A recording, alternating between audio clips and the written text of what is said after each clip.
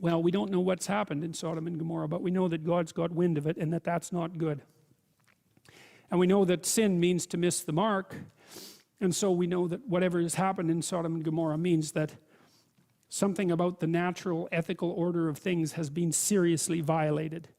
And there's a strong intimation in the Old Testament, which I think, by the way, is completely correct, that if the proper order of being is violated, and that's something like the balance between chaos and order, say, if the proper balance of being is violated, then all hell will break loose. And one of the things I can tell you from reading a very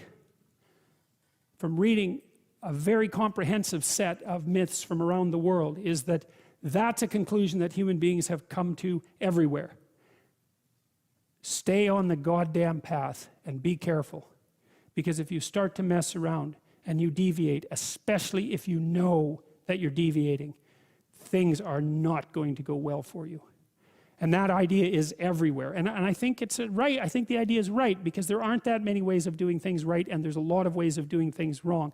And if you do things wrong, the consequences of doing them wrong can be truly catastrophic. You know, one of the things I learned from reading Viktor Frankl first, but then Alexander Solzhenitsyn, who I think did a deeper job, was that, and Václav Havel thought the same thing, that these people were very much trying to understand what happened in places like Nazi Germany and in the Soviet Union. Solzhenitsyn's Gulag Archipelago is a particularly good analysis of what happened in the Soviet Union. And his conclusion, and it's a 2,100 page conclusion, and it's like hammered home with a hammer. It's a book that everyone should read, you know, assuming that you can read a 2,100 page scream, because that's basically what it is. You know, first of all, what he does is document just how terrible things were in the Soviet Union between 1919 and 1959. And no matter how terrible you think they were, unless you know the stories, they were a lot more terrible than that. And they were terrible personally, because everyone lied. They were terrible in families, because 2 out of 5 people were government informers. They were terrible among friends, because no one could tell each other the truth. They were terrible socially, because the whole system was corrupt and ran on slave labor.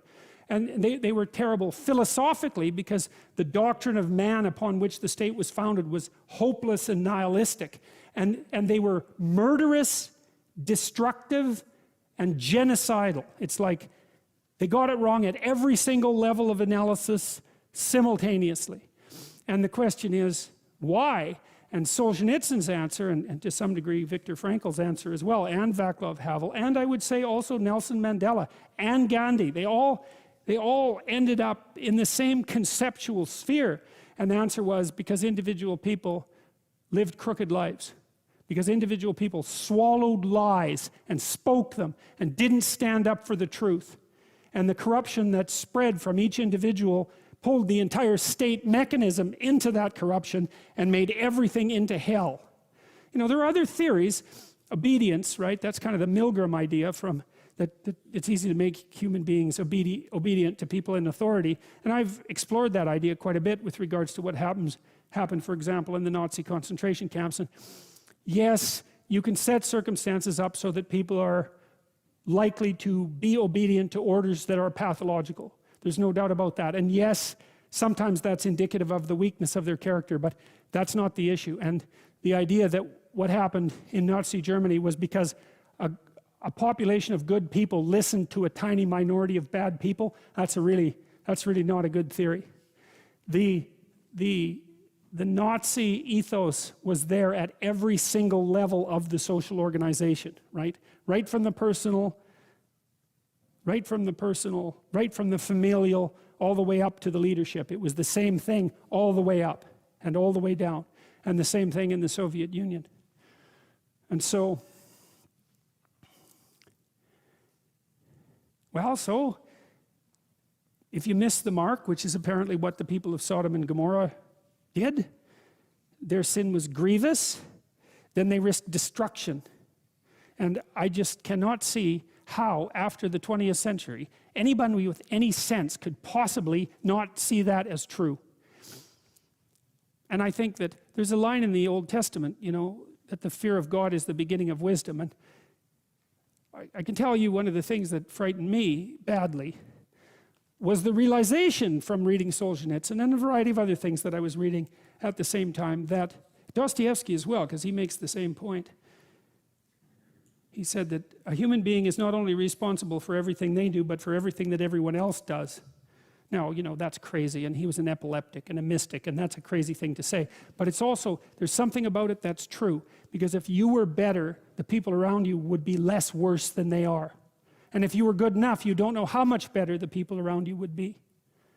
And so there's this idea too, you know, that Christ took the sins of the world unto himself. That's a complicated idea, man.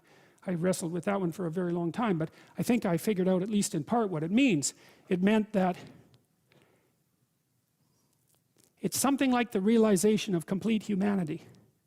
You see, to take the sins of the world unto yourself is to realize that, is to understand the Nazi concentration camp guard.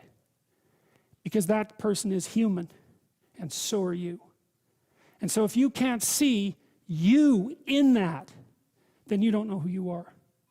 And if you can see you in that, well, then you've started to take the sins of the world onto yourself, because you've actually started to take responsibility for those terrible things. You know, I think it's the motif of the motto of the Holocaust Museum in Washington.